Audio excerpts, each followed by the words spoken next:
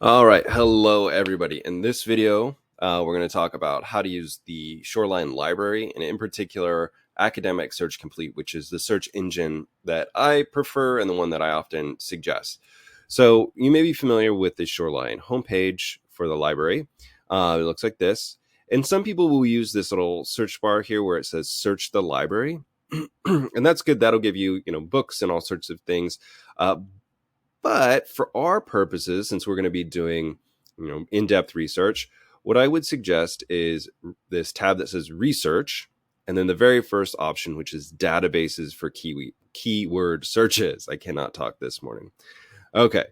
Then we get this list of A to Z databases, and there are a whole bunch of them, 115 databases. And you can use any of them, but I really do like Academic Search Complete. This is kind of my favorite. Again, the one that I recommend to most students. And we'll switch over so we can see that. Okay, great. So this is Academic Search Complete, or EBSCO, and I'm going to walk you through a couple of things that I find incredibly helpful about this. So there are these first three fields. So unlike Google or Bing or Yahoo, whatever, has one big search field you can type a bunch of stuff into. Here it's three fields, and we'll dive into why that is in a second. But the first thing that I would do if I'm doing a search is I would scroll down to where it says limit your results. So I'm going to go ahead and click full text. That means I have access to the entire article, not just part of it. And then I'm going to click peer reviewed. So scholarly, academic, peer reviewed, those are all synonyms for our purposes. And when I say you need 3 or 4 academic sources or peer reviewed sources, this is an easy way to find that. Now, the next thing that I would do is just kind of bear in mind that down here on the bottom, there is this language. Now, what I've seen is sometimes, and we may see here in a moment, there will be articles that show up that are in a different language. And I would probably filter those out if I were you. So let's go ahead and do a search. So I'm going to do artificial intelligence. Boom. Now, let's say like artificial intelligence is a huge, huge topic. And if I want to narrow that down or begin to narrow that down, maybe I'm interested in the ethical part. So I'm going to do ethics. And then with those two things, now EBSCO or Academic Search Complete is looking for everything to do with artificial intelligence, but also it's got to have ethics in it. So that's got to be a part of that search. So I hit search. Okay. And what we see here is 612 sources that it's turned up. That's a lot, right? And as we see here, this first one is in Spanish. So I would probably want to filter that one out, although it looks like down here, it's in English. So there might be a translation. So, okay, let's look at a couple other things here. So let me scroll down to this one. So academic journal means this is a peer-reviewed or academic source. So that's good. If I click on this title, I can see kind of the bulk of it. And this one even has a thing I can listen to the article, but it's a pretty long article, right? And I can see it's divided into these subsections, which is pretty normal for an academic source. And we'll talk more about how to navigate these. But for our purposes, just in this video, I want to point out a couple pro tips. All right. So the first one is, let's say you find this article and you skim it, you like it, you think it's going to be helpful. The first thing I would do is click the cite button here on the side.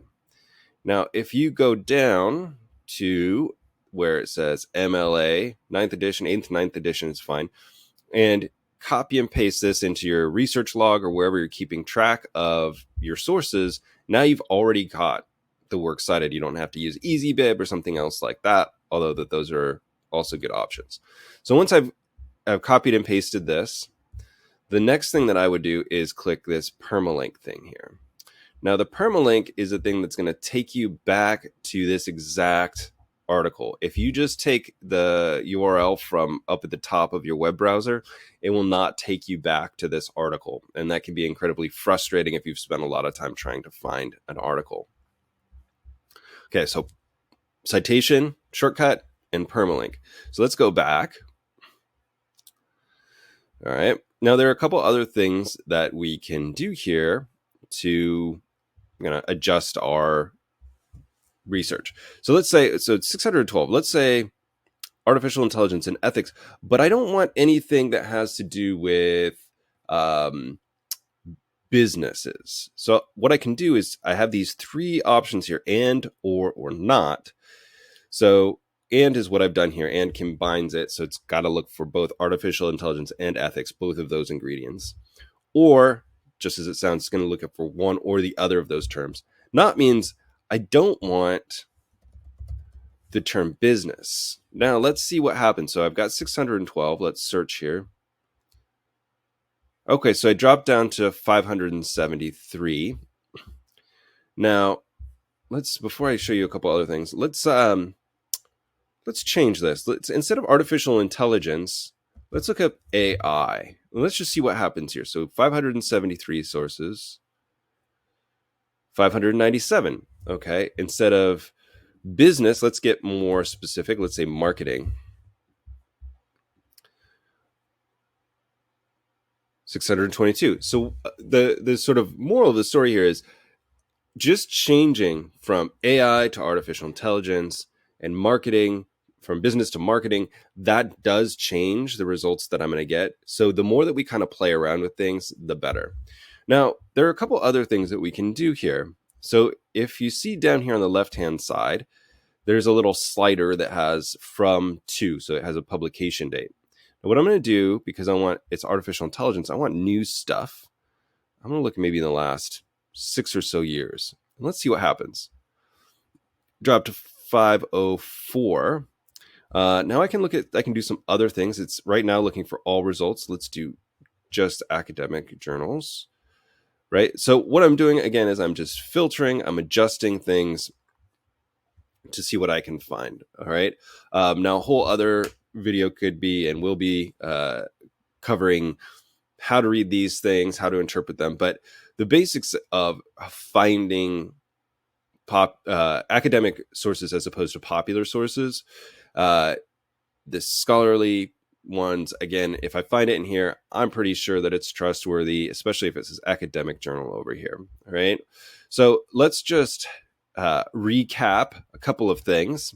So I'm going to go back to the beginning here, and I'm gonna have to switch tabs. I'm going to share this tab instead. Okay, so again, ways to get here from the library homepage: research, database for keyword search, academic search complete is the second option here.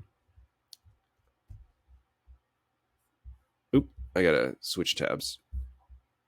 Okay, and then once we're in academic search complete, I've got my search fields. I can do full text, peer reviewed. I can adjust the language. And then once I search for something, so 32,000 results for just artificial intelligence. Once I find that and I like a source, then cite, this button on the right here, and permalink. All right, so a couple other things just in closing. Some students will just use Google, or they'll use Google Scholar. So if you're not familiar, Google Scholar is kind of similar to what Academic Search Complete is doing, and it's just looking for academic articles.